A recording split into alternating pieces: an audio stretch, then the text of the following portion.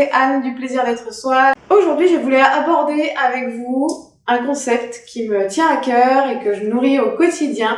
Ce concept, c'est un esprit en paix, créer un monde en paix. Pourquoi vous entendez ce concept? Pourquoi un monde en paix nécessite qu'on soit en paix à l'intérieur? Déjà, première étape, nous sommes créateurs au quotidien. C'est assez perturbant peut-être au début, voilà, ça implique aussi un sens des responsabilités dans notre vie. Mais c'est très important quand même d'arriver à cette prise de conscience qu'on devient et qu'on est créateur de jour en jour de ce qui nous arrive. C'est par la sphère de la pensée en fait que tout est généré, c'est-à-dire que nos pensées génèrent des sensations, des émotions. Ces émotions vont générer une vibration et ces vibrations vont faire qu'on expérimente tel ou tel scénario dans nos vies. Donc effectivement, en fonction de la vibration qu'on émet, c'est pas la même chose qui va nous arriver dans la vie et même deux personnes qui vivent la même journée ensemble n'auront pas le même vécu intérieur. Tout n'est en fait qu'une question de vibration, de quelle fréquence j'émets, quelle information inconsciente j'envoie au monde, à mes amis, à ma famille, à mon compagnon ou à ma compagne. Parce que c'est vraiment un axe fondamental dans l'évolution personnelle, ce reverse en fait vers nous-mêmes, vers nos schémas, nos propres fonctionnements, notre façon de penser, les croyances sur lesquelles on est établi, avec lesquelles on s'est construit. Et bien sûr, c'est la deuxième étape, c'est plus nous sommes en paix, et plus notre environnement va être en paix. Et même si notre environnement n'avait pas accès à cette paix, du fait que nous, on aille la chercher à l'intérieur de nous, ça permet aux gens qui nous entourent, dans notre quotidien, de pouvoir y accéder par notre intermédiaire. C'est le système pyramidal de l'évolution.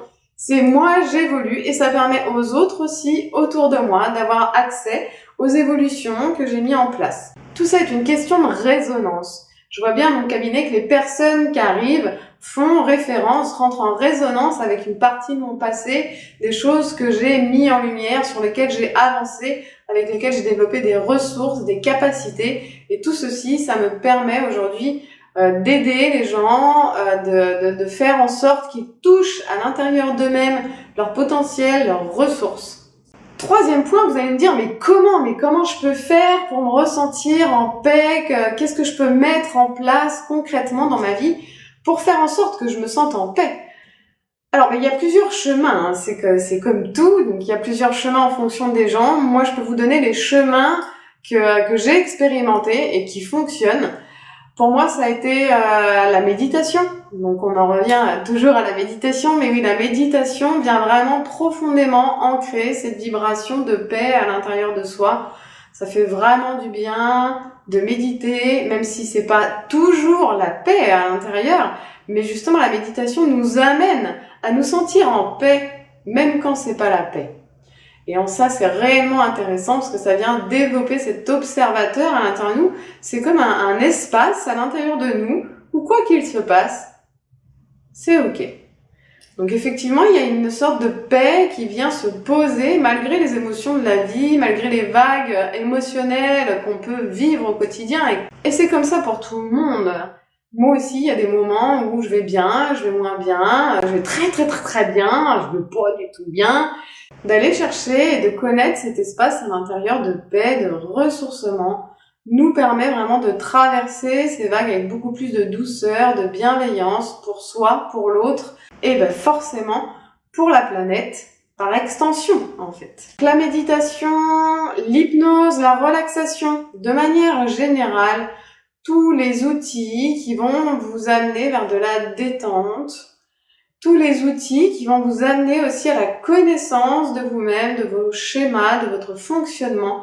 Plus vous allez vous connaître vous-même, plus vous allez vous accepter, vous accueillir sous toutes vos couleurs, et plus il y a une paix profonde qui va pouvoir s'instaurer à l'intérieur de vous. Pour illustrer ce concept d'un esprit en paix qui crée un monde en paix, il s'agit d'une légende amérindienne, la légende des deux loups. C'est l'histoire d'un papy qui discute avec son petit enfant et lui dit: à l'intérieur de chaque homme, il y a deux loups qui cohabitent. Un de ces loups est l'expression de nos sentiments négatifs. La colère, la haine, la rage, l'infériorité, le besoin de domination et la mauvaise conscience. Alors que l'autre loup incarne nos sentiments positifs. L'amour, la compassion, la paix, l'harmonie, l'unité, la joie, la foi et la tendresse. Ces deux loups existent en chacun de nous et ne cessent de se battre. Alors, l'enfant demanda: « Mais papy, à la fin, c'est lequel qui gagne ?» Et le papy de répondre: « Celui que tu nourris. Celui que tu nourris. » Vers quel loup vont nos pensées?